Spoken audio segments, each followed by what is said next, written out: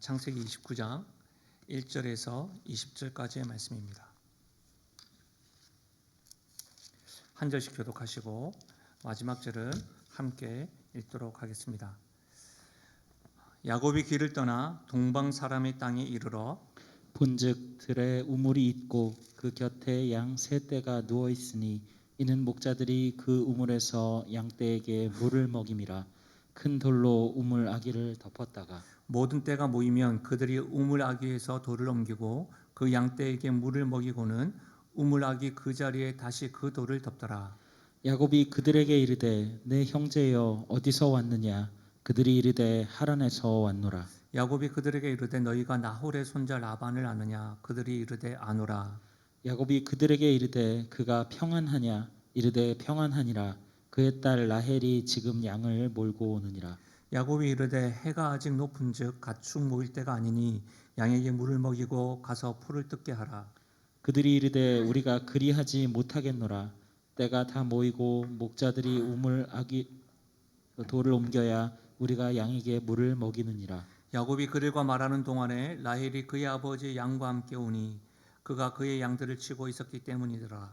야곱이 그의 외삼촌 라반의 딸 라헬과 그의 외삼촌의 양을 보고 나아가 우물 아기에서 돌을 옮기고 외삼촌 라반의 양떼에게 물을 먹이고 그가 라헬에게 입 맞추고 소리내어 울며 그에게 자기가 그의 아버지의 생질이요 리브가의 아들됨을 말하였더니 라헬이 달려가서 그 아버지에게 알리매 라반이 그의 생질 야곱의 소식을 듣고 달려와서 그를 영접하여 안고 입 맞추며 자기 집으로 인도하여 드리니 야곱이 자기의 모든 일을 라반에게 말하매 라반이 이르되 너는 참으로 내 혈육이로다 하였더라.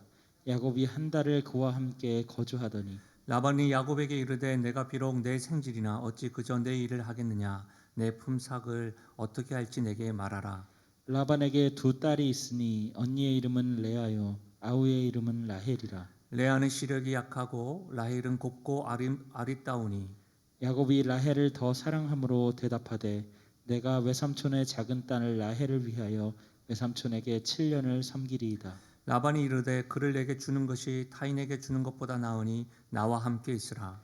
야곱이 라헬을 위하여 7년 동안 라반을 섬겼으나 그를 사랑하는 까닭에 7년을 며칠같이 여겼더라.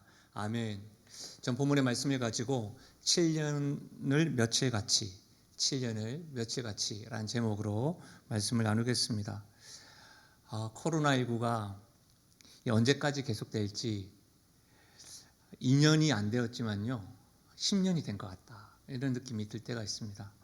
처음 텅 비어있는 예배당 생각해보면 막막하고 그때 제가 하나님을 일하신다라고 말씀을 전하면서 눈물을 머금고 설교했던 것이 기억이 납니다.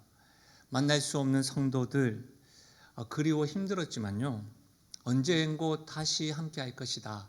이 또한 지나가리라.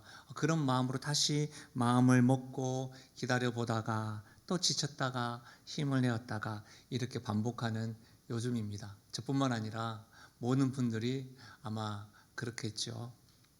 그래서 그런지요 이 야곱의 여행의 길은 그 어느 때보다 지금 우리들의 길과 유사한 것 같습니다.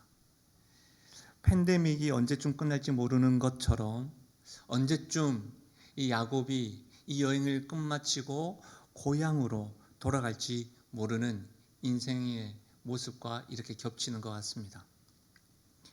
오늘 말씀은요 이 야곱이 그의 고향 브엘세바를 떠나 루스에서 베델의 하나님을 경험하고 그리고 다시 떠나서 외삼촌 라반의 집이 있는 하란 땅에서 도착하여 만남을 가지는 사건이 기록되어져 있습니다. 그런데요 이 야곱이 루스 그러니까 베델에서 떠나 길을 떠나는 이 모습이 원문으로 보면 굉장히 특이하게 표현되어져 있습니다. 1절의 이 표현인데요 야곱이 길을 떠나라고 하는 표현입니다. 우리가 개역 개정을 읽고 있는데 개역 한글 성경에는 야곱이 발행하여라고 번역되어져 있고요 현대인 성경에는 야곱이 계속 걸어, 새 번역에는 야곱이 줄곧 길을 걸어서라고 번역되어져 있습니다.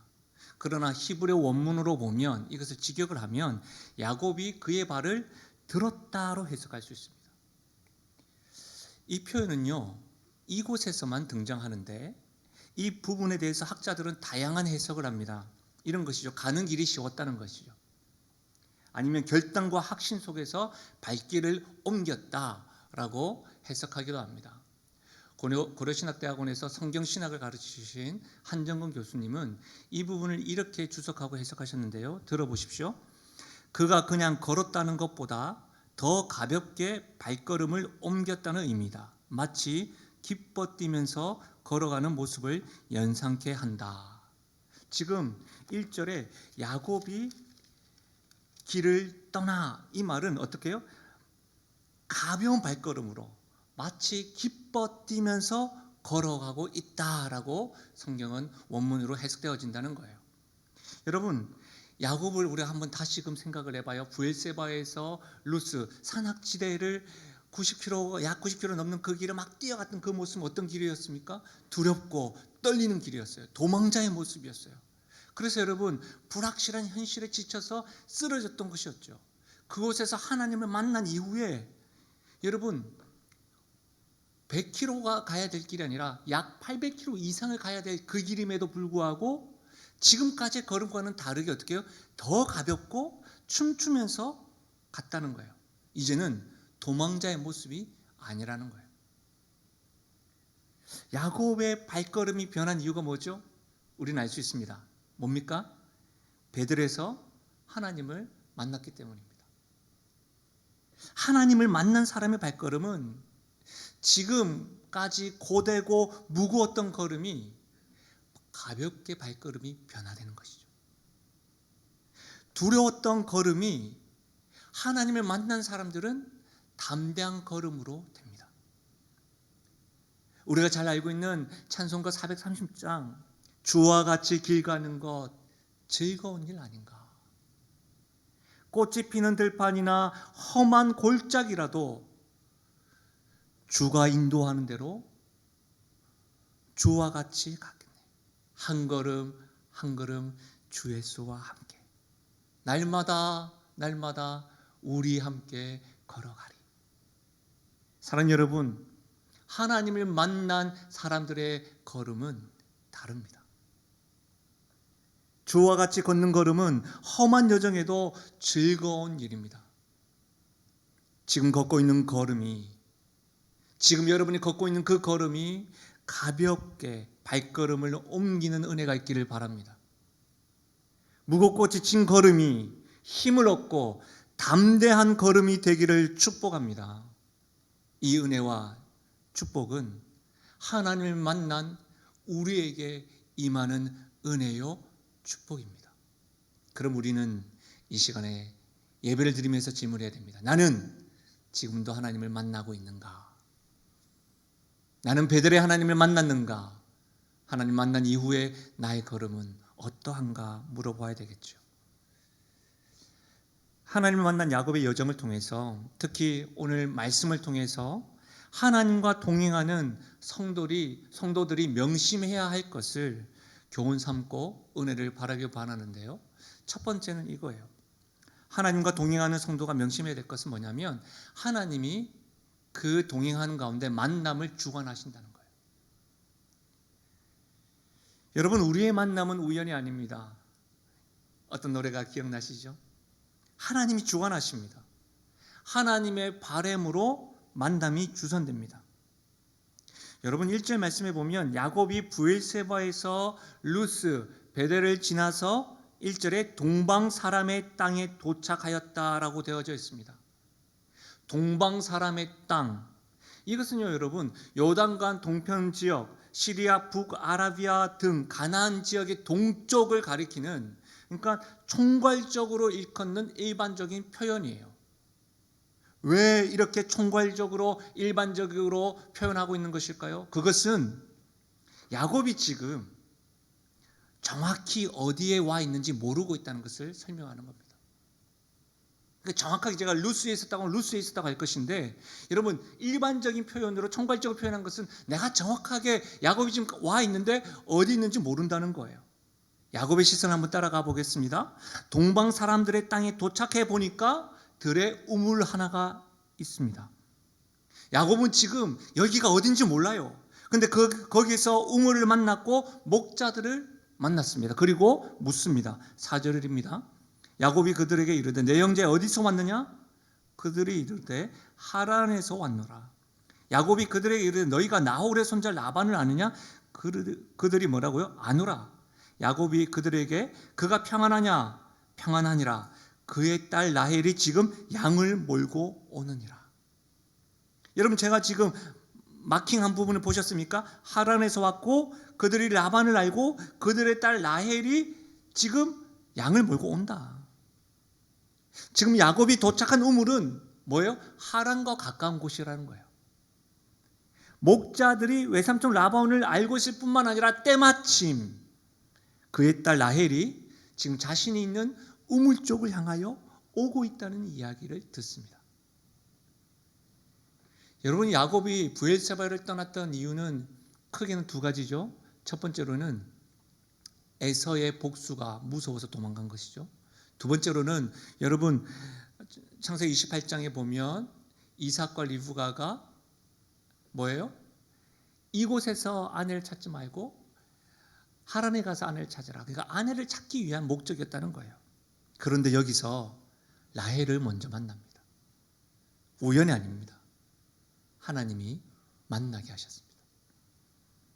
야곱은 하나님의 보이지 않는 손에 이끌려서 하란 가까운 곳으로, 우물이 있는 곳으로 도착했을 뿐만 아니라 라헬을 만났습니다.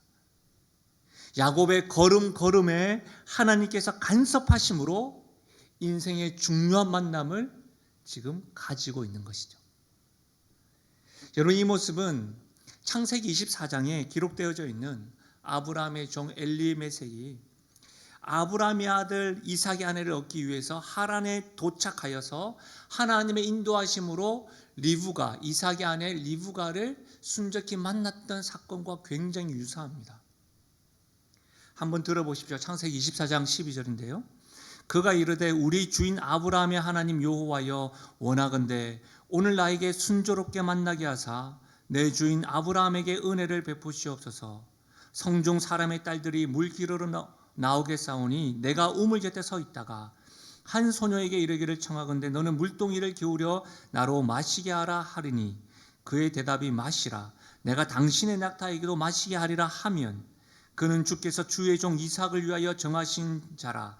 이로 말미암아 주께서 내 주인에게 은혜 베푸심을 내가 알겠나이다.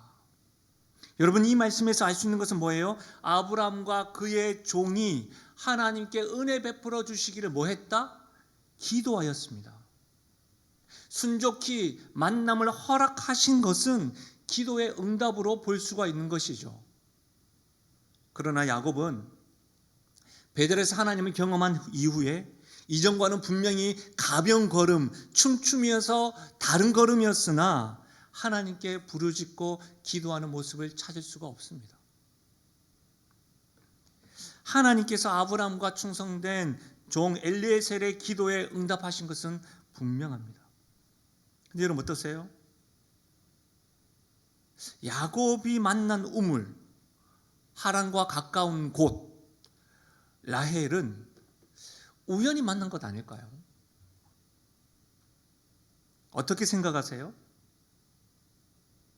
이 야곱의 걸음과 만남을 너무 영적으로 해석하는 것 억지스럽게 느껴지지 않으십니까? 아니, 아브라함과 그의 종은 하나님께 기도했기 때문에 리브가를 만난 것은 이해가 된다는 것이죠. 기도 굉장히 구체적이잖아요. 내가 물 좀 달라고 할 때에 물을 마시라 할 뿐만 아니라 낙타에게도 물을 먹이면 하나님 주신 잔 줄 알겠다, 이렇게 말하는 것과 야곱은 기도도 안 했는데 너무 여러분 하나님 만나게 하신 것이 아니라 우연이 아닐까요? 그러나 여러분, 아브라함과 아브라함의 종이 기도하여 응답받은 것은 분명하지만 그 이전에 하나님께서 아브라함에게 약속하신 언약의 연계성으로 이해해야 합니다. 하나님의 약속이 먼저입니다. 기도는 하나님의 약속 성취가 이루어졌음을 발견하는 은혜의 통로인 것이지요. 우리에게도 마찬가지입니다. 기도는 하나님께서 우리에게 은혜 내려주시고 복 내려주신 것을 발견하는 은혜의 통로인 거예요. 기도의 유무 이전에 내가 하나님을 만난 하나님의 자녀인가, 이것이 먼저예요. 하나님께서 나에게 약속하심이 먼저입니다. 그래서 하나님의 자녀는 하나님을 아버지라 부르며 기도할 수 있는 것이죠. 그렇다면 기도의 모습을 찾을 수 없는 야곱의 만남을 어떻게 이해해야 할까요? 우연이 아니라 하나님이 인도하시고 주선하셨다고 하는 그 사실을 어디에서 찾을 수가 있는 것일까요? 우리가 배웠던 말씀인데요. 이 말씀 같이 한번 읽어볼까요? 창세기 28장입니다. 창세기 28장 15절 함께 읽겠습니다. 시작. 내가 너와 함께 있어 내가 어디로 가든지 너를 지키며 너를 이끌어 이 땅으로 돌아오게 할지라. 내가 내게 허락한 것을 다 이루기까지 너를 떠나지 아니하리라 하신지라. 아멘. 이 약속이 어디서 한 거예요? 루스, 베들에서 만나주셨던 하나님께서 약속해 주셨죠. 내가 너와 함께 있을 뿐만 아니라 너를 지키고 너가 이 땅으로 돌아오게 할 것이고 내가 허락한 것을 이루기까지 너를 떠나지 아니하리라. 지금 야곱의 만남은 우연이 아니라 하나님께서 주관하고 인도하신다는 그 결과입니다. 야곱의 만남은 우연이 아닙니다. 하나님의 바람이었습니다. 하나님의 약속의 성취였습니다.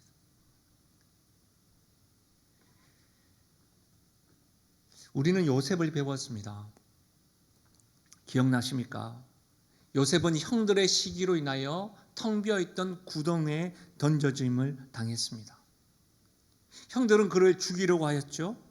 그때 장남인 루벤이 그러지 말자, 굳이 그래야 되겠느냐라고 막았었습니다. 그리고 그 루벤이 자리를 잠깐 떴을 때에 또다시 다른 형제들은 요셉을 죽이려고 할 때에 어떻게 했죠? 유다가 이번에는 막았었습니다. 그러지 말자. 여러분 창세기 31장에 보면 유다가 막았을 때 그때에 미디안 상인들이 지나갑니다. 그리고 그 상인들이 애굽으로 갑니다. 그리고 성경은 그렇게 증언합니다. 그 애굽에서 상인들이 보디발에게 요셉을 넘겼더라.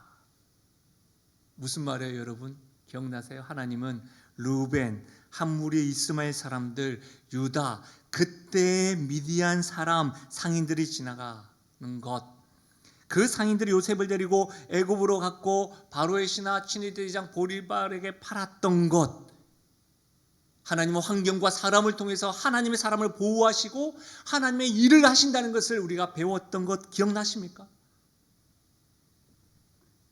하나님의 간섭하시고 일하심을 묵상할 때에 여러분 어떤 느낌이 드세요? 사랑하는 여러분, 요셉의 삶에도 야곱의 삶에서도 우연이 아니라 하나님은 간섭하셔서 일하십니다. 하나님이 약속하신 대로 간섭하시고 인도하십니다. 보이지 않지만 오늘도 나의 삶에, 우리의 삶에 간섭하시고 인도하시는 이 하나님, 살아계신 이 하나님을 신뢰할 수 있기를 주의 이름으로 간절히 부탁드립니다. 사랑하는 여러분, 우리 삶 가운데는요, 우연한 일이나 우연한 만남이나 우연한 지체나 우연한 실패나 우연한 성공은 없습니다. 모든 것이 하나님의 주권 아래 있고 하나님의 섭리와 인도하신 결과임을 믿으시길 바랍니다.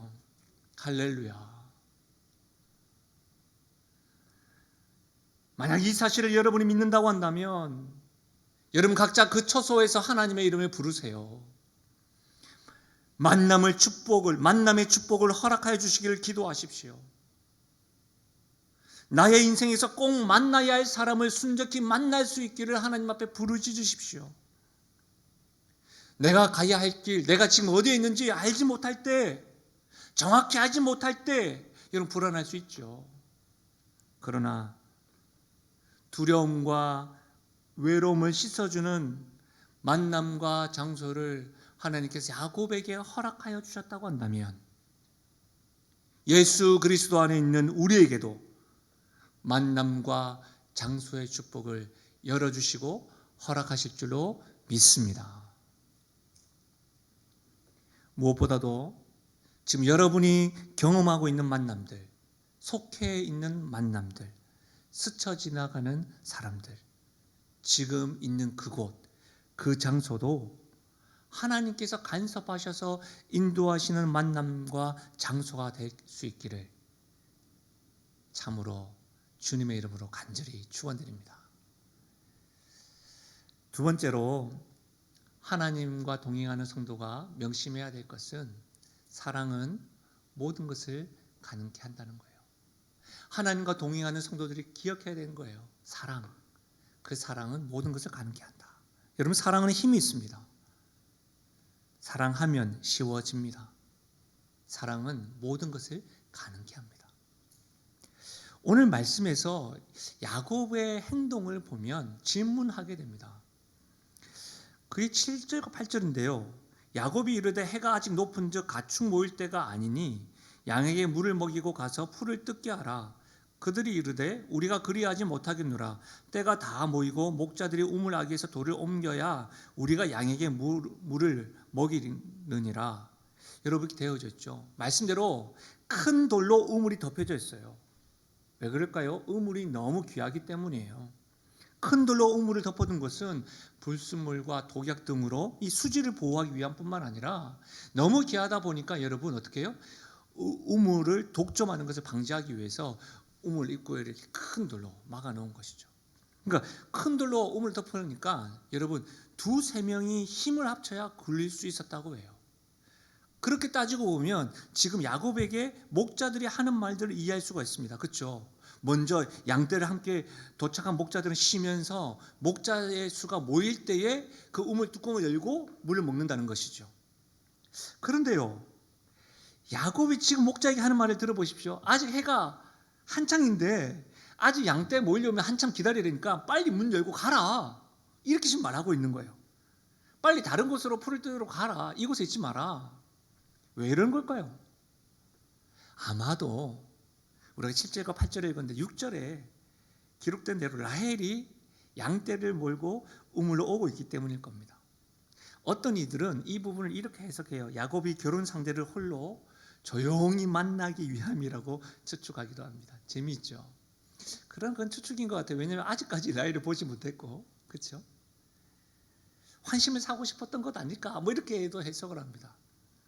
어찌되었든 여러분, 저는 야곱의 행동, 이 모습도 놀라운데 더 놀라운 것은 10절입니다. 야곱이 그의 외삼촌 라반의 딸 라헬과 그의 외삼촌 양을 보고 나아가 어떻게 해요? 우물 아귀에서 돌을 옮기고 외삼촌 라반의 양떼에게 물을 먹이고.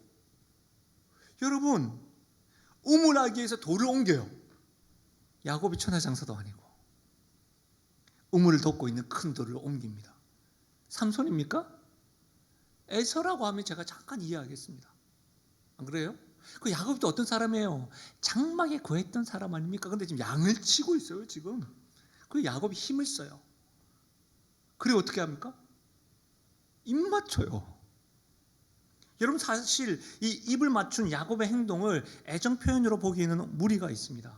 왜냐하면 우리가 읽었던 말씀에 보면 라반이 야곱을 영접하고 입 맞춘 것을 보면 당시에 이것은 아마 인사법일 가능성이 있습니다. 야곱이 약 900km 브엘세바에서 하란까지 오다 보니까 라헬을 만났어요. 친인척을 만나니까 여러 가지 감정이 들었겠죠. 그래서 펑펑 울었을 거예요. 근데 어쨌든 자기 소개도 하기 전에 입을 맞췄던 거예요. 여기서 누가 가장 놀랐을까요? 라헬이겠죠.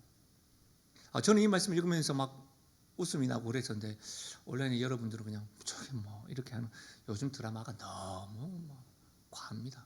그래서 그런 것 같아요. 어쨌든 여러분, 야곱은 이제 외삼촌 라반의 양을 치며 안전하게 지냅니다. 품삯으로 외삼촌의 아름다운 둘째 딸 라헬을 요구하면서 그에게 새로운 인생이 지금 시작되는 지점에 있습니다. 근데 어떤 분은, 제가 어떤 책을 보니까 야곱이 라헬을 선택한 것이 성도답지 못한 불신앙적인 모습이라고 지적하더라고요. 또 어떤 분들은 그렇게 또 설교하신 것들도 있더라고요. 왜냐하면 야곱이 중심보다는 외모만을 보고 라헬을 선택했다는 것이죠. 여러분의 생각은 어떠세요? 외모를 보고 선택한 야곱의 행동이 믿음 없는 행동인가요? 여러분의 선택은 항상 중심을 보셨나요? 보이지 않는 중심을 보아야 하는데 보지 못한 야곱의 선택, 어떻게 우리가 이해해야 될까요? 여러분 17절 보십시오. 레아는 시력이 약하고 라헬은 곱고 아리따우니. 이것을 표준번역 세번역은 이렇게 번역했습니다. 레아는 눈매가 부드럽고 라헬은 몸매가 아름답고 용모도 예뻤다. 세번역을 통해서 알 수 있는 것은 뭐예요? 레아와 라헬 두 사람 모두 예뻤습니다. 그렇죠? 고대 사람들은 눈을 영혼의 창이라고 생각했습니다. 지혜가 눈에서 나온다고 생각했습니다. 눈이 예뻤다는 말은 어떤 말이에요? 지혜로운 사람, 마음이 예쁜 여인입니다. 반면에 이 라헬에 대해서 예쁘다라고 하는 이 원어는 에파트라고 하는 말인데 두 번 반복됐어요.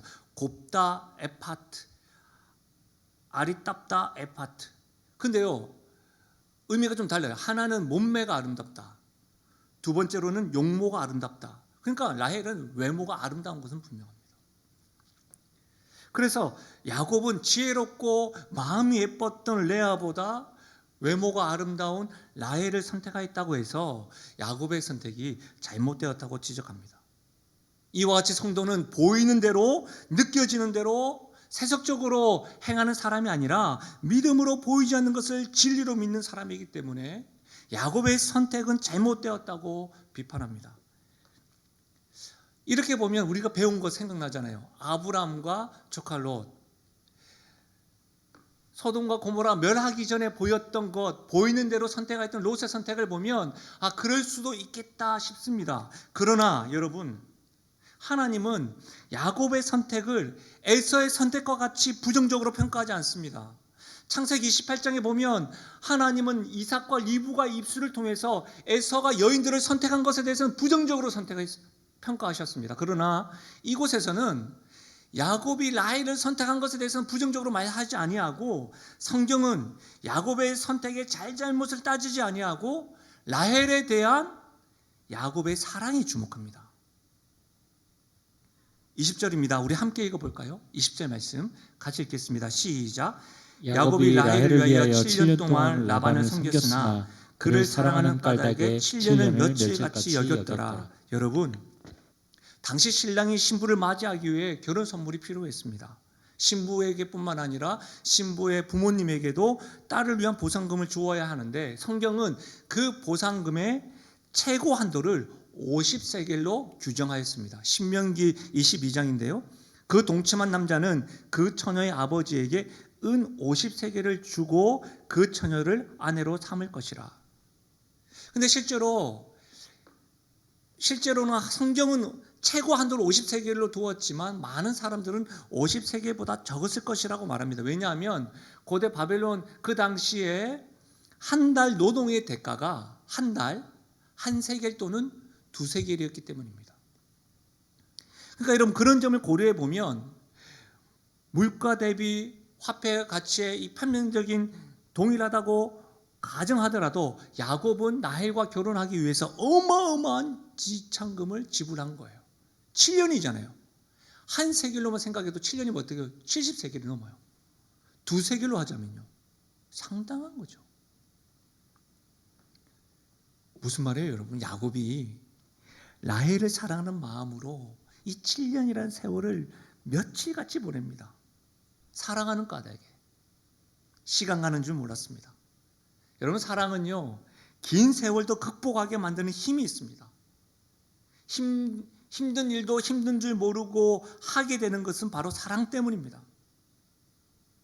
사랑은요, 사랑하는 사람을 위해서 기꺼이 대가를 지불하고 기꺼이 땀 흘립니다.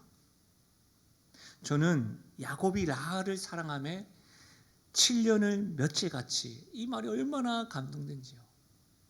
책을 읽다 보니까 김기현 목사님의 책에 보니까 재미난 조사가 하나 기록되어져 있었어요.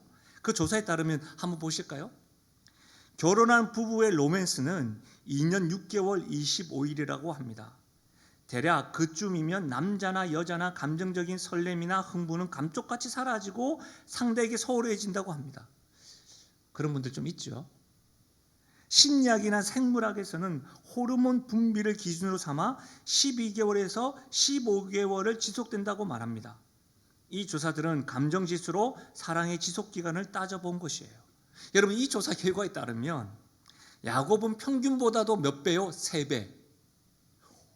호르몬 기준으로도 6배 이상이나 긴 시간 흘러도 라헬에 대한 이 뜨거운 사랑이 변하지 않았다는 거예요. 7년을 며칠같이 느꼈다는 것이죠. 야곱의 사랑 대단하지 않습니까? 어떤 사람은 뭔가 투자한 것이 있기 때문에 사랑한다고 말합니다. 내가 그만큼 돈을 많이 투자했지 않느냐. 아닙니다. 사랑하면 기꺼이 헌신하게 되고 배려하게 되고 땀 흘리게 됩니다. 투자해서 사랑하는 게 아니고요. 사랑하면 그렇게 되는 거예요. 사랑하는 여러분, 최근 여러분이 회사 일이나 교회 일이나 또 집안 일을 하면서 심지어 사랑하는 사람들과 만남을 가지시면서 기쁨이 없고 짜증이 드러나고 스트레스를 받는다고 한다면 그 원인을 한번 점검해 보시되 여러분, 내 안에 사랑이 있는지부터 한번 확인해 보십시오. 어떤 이들은 이 일을 했다가 저 일을 했다가 3개월, 6개월, 1년을 못 버티는 사람들이 있습니다. 이것은 일에 대한 태도일 뿐만 아니라 사람과의 관계에서도 그렇습니다. 여러분이 지금 하고 있는 일들을 사랑할 수 있기를 바랍니다. 왜 그렇습니까? 사랑하면 긴 세월을 극복할 수 있기 때문입니다. 그리고 기꺼이 땀 흘리고 대가를 지불하지 아니하고 계산하지 않습니다. 사랑하면요. 만약 언제부터인가 여러분의 수고의 계산만 하고 있다면 일과 만남에 대해서 어디에선가 구멍이 나서 여러분의 사랑이 지금 흘려버렸는지를 점검해 보십시오. 그런데요, 이 말씀을 계속해서 묵상을 하고 야곱의 그 사랑에 참 많이 놀라고 있는데, 분명히 사랑은 하는데 또 내 안에 사랑은 변한 것은 아닌데 왠지 시간을 보내기가 힘들고 애쓰고 땀 흘리는 것이 어려울 때가 있지 않습니까? 분명히 사랑은 합니다. 그런데 에너지가 방전되어서 어떻게 해서 충전해야 될지 몰라 고민할 때가 있습니다. 여러분, 이럴 때 어떻게 해야 될까요? 어떻게 해야 힘을 얻고 다시금 이 사랑을 충전할 수가 있을까요? 이런 생각 해본 적 없습니까? 혹 이런 분 없으세요? 다시금 사랑에 충전하는 솔루션을 드리자면 여러분 한번 따라 하실까요? 마르지 않는 사랑의 샘에 풍덩 빠져야 합니다. 그렇습니다. 마르지 않는 사랑의 샘에 풍덩 빠져야 합니다. 아무리 퍼주고 쏟아놓아도 마르지 않는 사랑의 샘에 내 몸을 맡겨야 합니다. 그때야 비로소 7년을 며칠같이 사랑할 수 있는 힘이 생깁니다. 그러면 마르지 않는 사랑의 샘은 어디에 있습니까? 여러분, 멀리서 찾지 마십시오. 하나님입니다. 성경은 하나님이 사랑이시다라고 증언하십니다. 우리는 메마를 수밖에 없는 샘물입니다. 우리의 사랑이 영원할 것 같지만 그럴 수 없는 것이 현실입니다. 그래서 7년을 며칠같이 사랑했다는 그것에 도전받고 감동하는 것이지요. 영원하고 메마르지 않는 하나님의 사랑을 많이 경험해야지만이 우리도 그렇게 사랑할 수가 있는 겁니다. 여러분, 요한일서 4장 9절과 10절입니다. 하나님의 사랑이 우리에게 이렇게 나타난 바 되었으니 하나님이 자기의 독생자를 세상에 보내심은 그로 말미암아 우리를 살리려 하심이라. 사랑은 여기 있으니 우리가 하나님을 사랑한 것이 아니요 하나님이 우리를 사랑하사 우리 죄를 속하기 위하여 화목제물로 그 아들을 보내셨습니다. 여러분, 하나님은 사랑을 입으로만 말하지 아니하고 공개적이고 구체적으로 표현하셨습니다. 하나님이 구체적으로 표현하신 것, 공개적으로 표현하신 것은 뭐죠? 독생자 예수님을 세상에 보내시고 우리를 살리시기 위하여 우리 죄를 속하기 위하여 십자가에 보내셨습니다. 하나님의 사랑은 구체적입니다. 공개적입니다. 드러내셨습니다. 표현하셨습니다. 우리는 예수님을 통해서 하나님의 사랑을 알 수 있습니다. 우리는 예수님을 통해서 하나님의 사랑에 풍덩 빠질 수 있는 거예요. 예수님을 통해서요. 그 예수님을 통해서 하나님의 사랑을 경험했던 사도 바울이 여러분 우리들에게 사랑의 솔루션을 줄 때에 고린도전서 13장 4절이죠. 사랑은 오래 참고 사랑은 온유하며 시기하지 아니하며 자랑하지 아니하며 교만하지 아니하며 무례히 행하지 아니하며 자기의 유익을 구하지 아니하며 성내지 아니하며. 여러분 사랑에 대해서 이보다 더 구체적인 솔루션이 있을까요? 저도 이 말씀을 잘 알고 있습니다. 여러분도 그러시죠. 그런데요, 제가 말씀을 준비하다가 맥스 루케도 목사님의 책을 봤는데 이 부분을 그분은 좀 다르게 묵상을 하셨어요. 무슨 말이냐면 사랑이라고 하는 그 글자에 자신의 이름을 넣어보더라고요. 그래서 저도 저의 이름을 한번 넣어봤어요. 넣어보고 읽어봤어요. 들어보십시오. 상호는 오래 참습니다. 상호는 온유합니다. 상호는 시기하지 않습니다. 상호는 자랑하지 않습니다. 상호는 교만하지 않습니다. 상호는 무례히 행하지 않습니다. 상호는 자기의 유익을 구하지 않습니다. 상호는 성내지 않습니다. 제가 더 이상 못 읽어 나가더라고요. 왜? 거짓말이니까. 알기는 아는데 거짓말이니까. 사랑에 대해서 알고 있지만 읽으면 읽을수록 거짓말이고 사랑스럽지 않고 내 안에 사랑이 없음을 너무나도 선명하게 드러나더라고요. 사랑하면 신앙생활 하신 모든 분들이 고린도전서 13장 3절에서 7절에서는 다 알고 있지만 그 사랑에다가 내 자신의 이름을 넣어보면 내가 참으로 사랑이 없구나. 사랑에 대해서 아는 것으로는 충전이 안 된다는 것을 깨닫게 되는 거예요. 사랑에 대해서 이렇고 말하는 것으로서는 채울 수 없다는 것을 알게 되는 거예요. 근데 여러분 놀라운 것은 이 사랑에 저의 이름이 아니라 예수님의 이름을 넣고 바꿔 읽어봤어요. 여러분 제가 한번 표현했는데 같이 한번 읽어볼까요? 같이 읽겠습니다. 시작. 예수님은 오래 참습니다. 예수님은 온유합니다. 예수님은 시기하지 않습니다. 예수님은 자랑하지 않습니다. 예수님은 교만하지 않습니다. 예수님은 무례히 행하지 않습니다. 예수님은 자기 유익을 구하지 않습니다. 예수님은 성내지 않습니다. 예수님은 악한 것을 생각하지 않습니다. 예수님은 불의를 기뻐하지 않습니다. 예수님은 진리와 함께 기뻐합니다. 예수님은 모든 것을 참습니다. 예수님은 모든 것을 믿습니다. 예수님은 모든 것을 바랍니다. 예수님은 모든 것을 견딥니다. 예수님은 사랑입니다.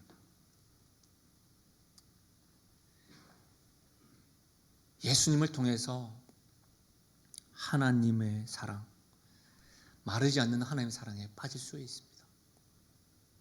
그 사랑의 힘으로 우리도 사랑할 수 있는 것이죠.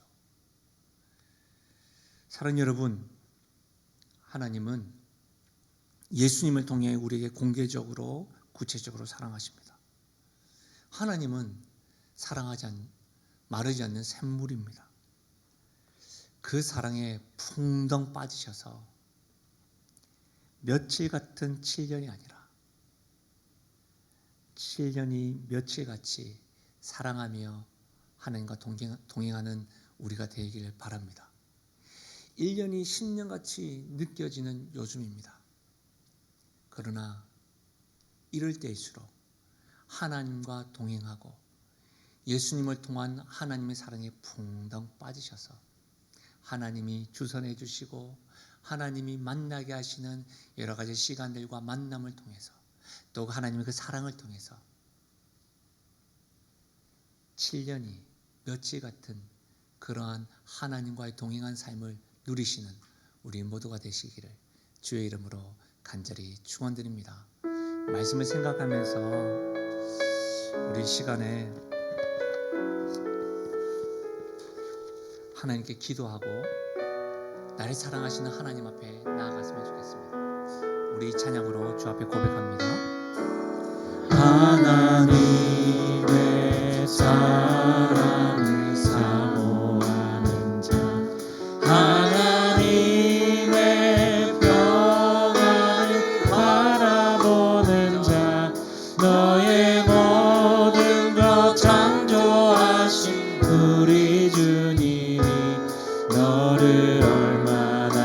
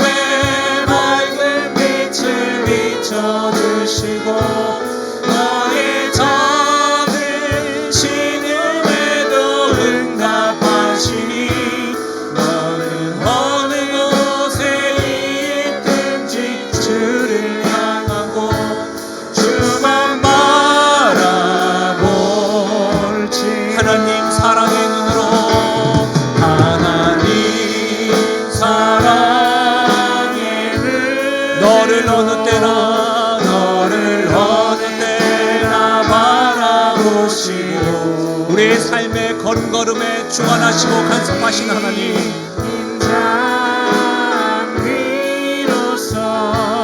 언제나 너에게 기울이시니 어두움에 밝은 빛을 비춰주시고 너의 작은 신음에도 응답하시니 너는 어느 곳에 있든지 주를 향하고 주만 바라. 우리 전심으로 고백하실까요? 하나님 사랑의 눈으로, 하나님 사랑의 눈으로 너를 어느 때나 바라보시고, 아멘. 하나님인 착한 귀로서 언제나 너에게 기울이시니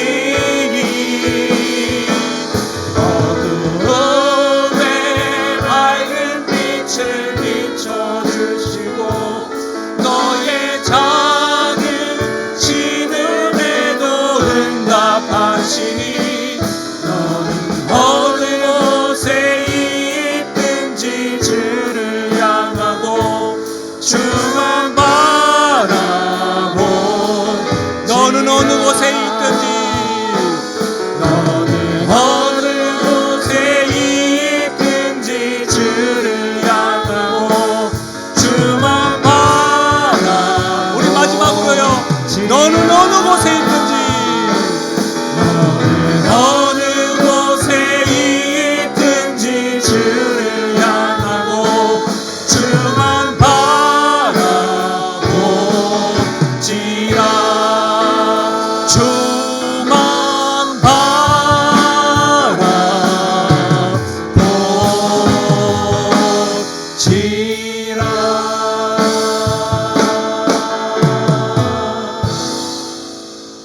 사랑하는 여러분, 1년이 2년이 10년 같고 20년 같이 느껴집니다. 그런 요즘입니다.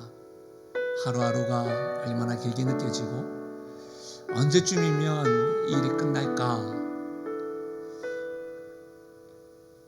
이런 상황 속에서도 하나님 나의 아버지가 되시니 얼마나 감사한지요. 그 하나님이 나의 만남과 장소와 시간 모든 것들을 주선해 주신다는 사실, 지금도 그 하나님이 7년이 아니라 1000년이 하루같이 우리를 사랑하시는 그 깊은 사랑으로, 그 사랑을 경험하고 그 사랑으로 견디고 그 사랑을 바라고, 그래서 지금 오늘을 며칠이 7년같이가 아니라 몇 년이 하루같이 그 사랑으로 말미암아 지낼 수 있는, 그렇게 걸음을 걸을 수 있는 우리가 되길 바랍니다. 하나님의 사랑은 우리에게 집중되어져 있습니다. 어느 곳에 있든지 이 하나님을 주목하시고 바라시는 영신 가족들 되기를 바랍니다. 오늘은 제가 기도하겠습니다. 하나님 아버지, 멀고 먼 길을 주님을 만난 이후에 기쁘게 달려가다가 하나님이 장소와 만남을 주선하는 것을 경험했던 야곱처럼, 그리고 7년을 며칠같이 사랑하였던 그 사랑을, 그것과는 비교되지 않는, 마르지 않는 그 사랑을 경험하고 있는 우리가 며칠이 몇 년처럼 몇십 년처럼 느껴지는 요즘에 하나님의 사랑으로 인하여 하나님의 우리의 삶 가운데 동행하셔서 장소와 만남을 주선하신다는 그 믿음으로 넉넉히 이겨나가는 믿음의 걸음들 되게 하여 주옵소서. 하나님 아버지, 주께서 폭포수와 같이 부어주시는 그 사랑에 감격하여서 우리가 보내는 이 시간이 며칠이 7년같이가 아니라 몇 년이 며칠같이 주와 동행하는 걸음 되게 하여 주옵소서. 마르지 않는 샘이 되시고 사랑이 되어주신 하나님 참 감사합니다. 그 사랑에 힘입어 오늘도 감격하고 감탄하며 살아가게 하여 주옵소서. 감사합니다. 사랑의 주님, 예수님의 이름으로 기도하옵나이다. 아멘.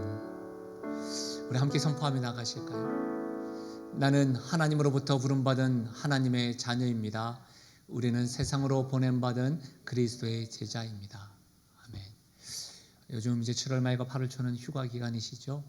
건강 더 유의하시고 오후 가는 길에 안전 지키시길 바랍니다. 한 주간도 승리하십시오. 하나님의 축복을 받겠습니다.